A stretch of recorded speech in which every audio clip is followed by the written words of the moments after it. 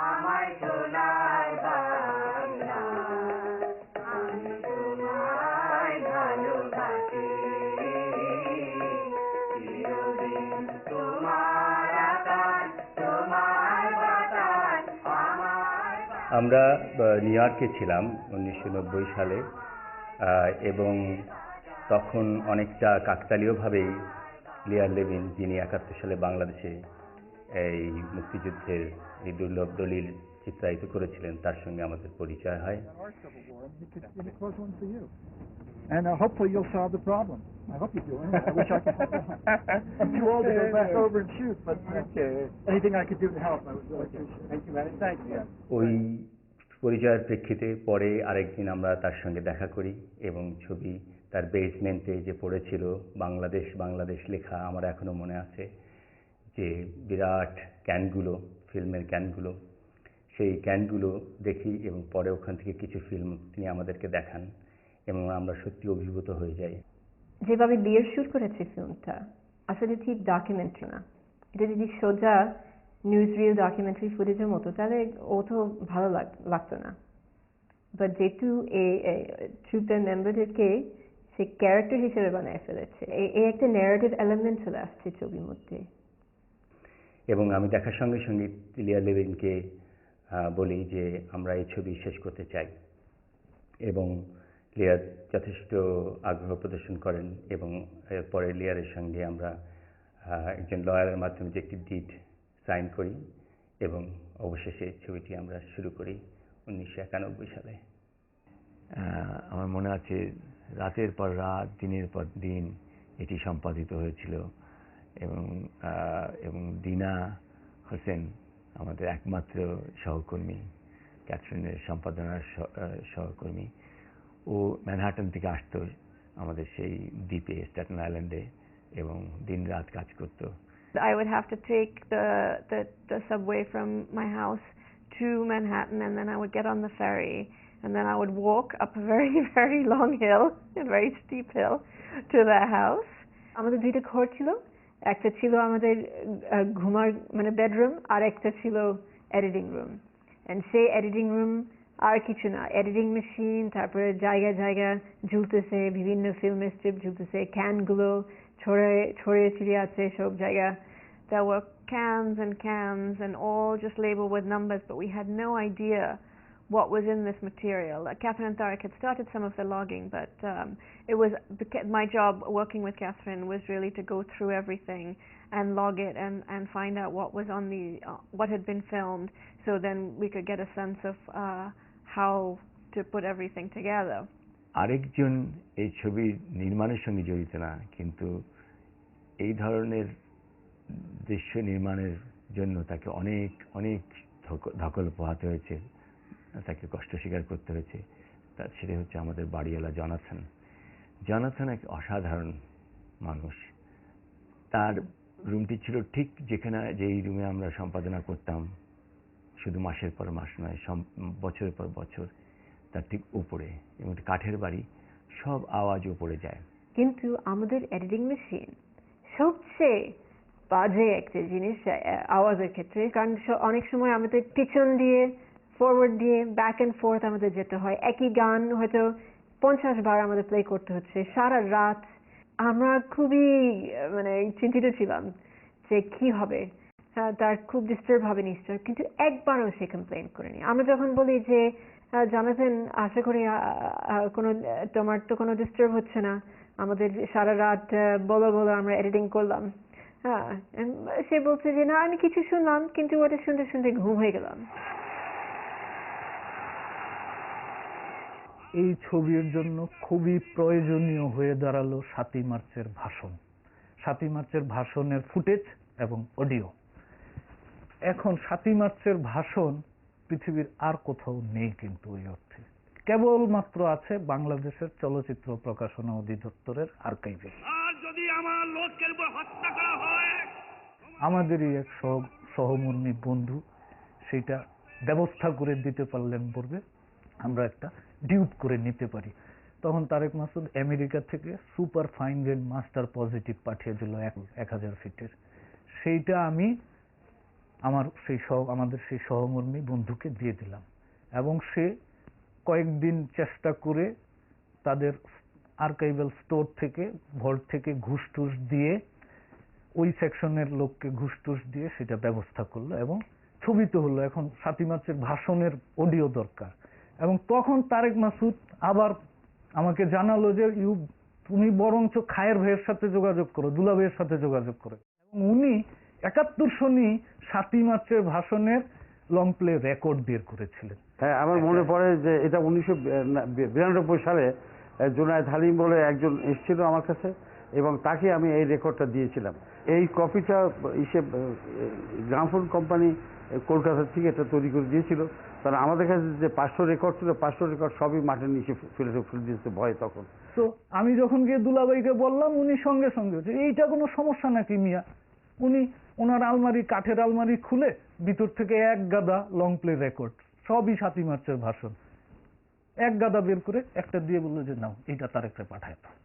তখন ডক্টর হামিদা হোসেন, উনি তখন কোনো একটি কাজে আমেরিকায় যাচ্ছেন। ডক্টর হামিদা হোসেনের মাধ্যমে সেটা নিউ ইয়র্কে নেওয়া হলো, এবং সেইটি আমরা আসলে শুধুই ইন্টারনেগেটিভ করেছি তা নয়, ওটার থেকে আমরা অনেক কারেকশন করে, যেটাকে নানান রকম রিজুভিনেশন বলে, সেই কারেকশন করে তার থেকে 3টি বাক্য আমরা ব্যবহার করলাম, যে 3টি বাক্য শুনলে বোঝা যাবে 7ই মার্চে বঙ্গবন্ধু স্বাধীনতার ঘোষণা করেছেন। এবারে সংগ্রাম আমাদের মুক্তির সংগ্রাম, এবারে সংগ্রাম স্বাধীনতার সংগ্রাম। এছাড়া আরেকটি জিনিস আমরা পেলাম যে ভারতের ফিল্ম ডিভিশন থেকে অনেক কিছুর মধ্যে একটা অসাধারণ দৃশ্য পেলাম, যে বেশ কিছু মুক্তিযোদ্ধা গ্রামে বসে একটা রেডিও শুনছে, এবং সেটির কোনো শব্দ ছিল না। কিন্তু আমরা ভাবলাম যে এই জায়গায় যদি আমরা জিয়াউর রহমানের যে ঘোষণাটি, তদানীন্তন মেজর জিয়ার, ওই ঘোষণাটি যদি আমরা সংগ্রহ করে ব্যবহার করতে পারি এই দৃশ্যের সঙ্গে, তাহলে অনেক অর্থবহ হবে। তখন সেটার আমরা খোঁজ করতে শুরু করলাম, এবং অবশেষে শুধু জার্মানির ডয়েচে ভেলে রেডিও আর্কাইভে ওখানে সেটা পাওয়া গেল। আমার মনে আছে দাউদ হায়দারের মাধ্যমে আবদুল্লাহ ফারুক, যিনি স্বাধীন বাংলা বেতারে ছিলেন 71-এ গোড়াতেই, উনি তখন ডয়েচে ভেলে রেডিওতে কাজ করেন, ওনার ব্যক্তিগত সংগ্রহ সেই মূল ঘোষণাটি তিনি আমাদেরকে স্কুলে পাঠিয়ে দিলেন। On behalf of our great national leader, the Supreme Commander of Bangladesh, Sheikh Mujibur Rahman, do hereby proclaim the independence of Bangladesh. দেশে দেশে ভূমিত দুঃখ গান গাহিয়ে। ধারাভাষ্য সম্পর্কে আমি তো খুব ভালো বক্তৃতা বা আমার উচ্চারণ খুব একটা ভালো না, কিন্তু আর আমার গলার ভয়েস ভালো না, যেহেতু যে কারণে ওয়াহিদ ভাই আমাকে বলছে তুমি কোনোদিন সিঙ্গার হওয়ার চেষ্টা করো না, তো আমি আর চেষ্টাও করি নাই।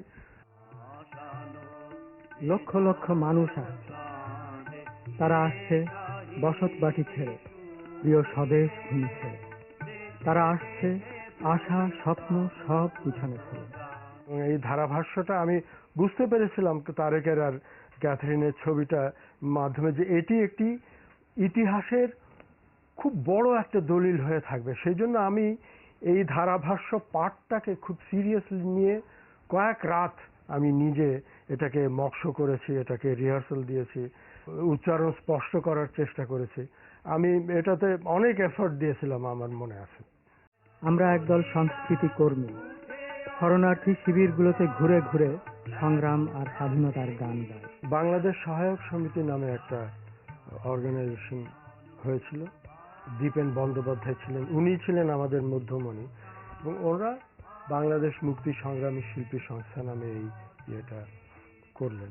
আমরা খুব ভোরবেলা যেতাম, দীপেন দাস সবসময় থাকতেন, ওয়াহিদ ভাই, আমরা যেহেতু আওয়ার সাবসিস্টেন্স ওয়াজ 50 টাকা পার মান্থ, আমি ওয়াহিদ ভাই এই পেয়ারা টেয়ারা খেয়েই আমরা এই 9 মাস প্রায় কাটিয়েছি। এই শিল্পী সংস্থার আমি পরিচালক ছিলাম সভাপতি ছিলেন সঞ্জিদা খাতুন, এবং বেনু হচ্ছে আমাদের মুক্তি সংগ্রামী শিল্পী সংস্থার গানের দলের নেতা। এবং একটা জায়গা পাওয়া গেল লেনিন সরণিতে, 140 নম্বর লেনিন সরণি।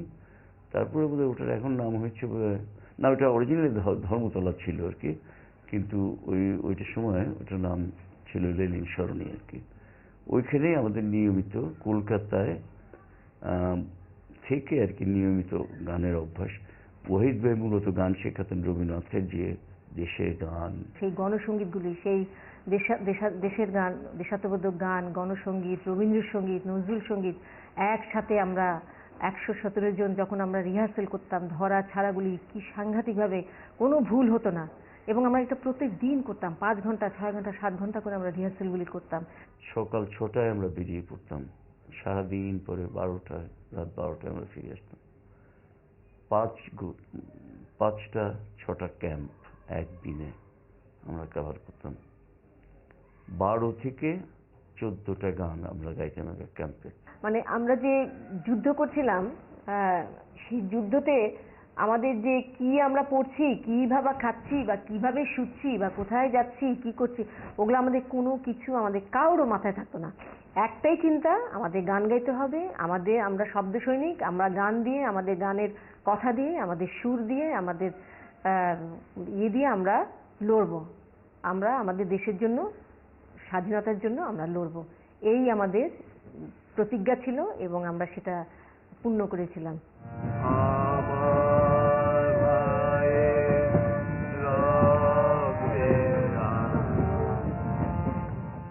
লিয়ার লেভিনের ফুটেজে একটি অসাধারণ প্রায় তৈরি করা সিকোয়েন্স ছিল। সেটি হচ্ছে শিল্পীরা কোনো একটি হয়তো বহরমপুর বা কোনো শরণার্থী শিবির থেকে ফিরে আসছেন ট্রেনে, এবং ট্রেনে যে ফিরে আসছেন সেই ট্রেনে বেনু আমার ভাইয়ের রক্তে রাঙানো গানটি, 21শে ফেব্রুয়ারি গানটি গাইছেন, এবং সবাই তার সঙ্গে কণ্ঠদান করছে।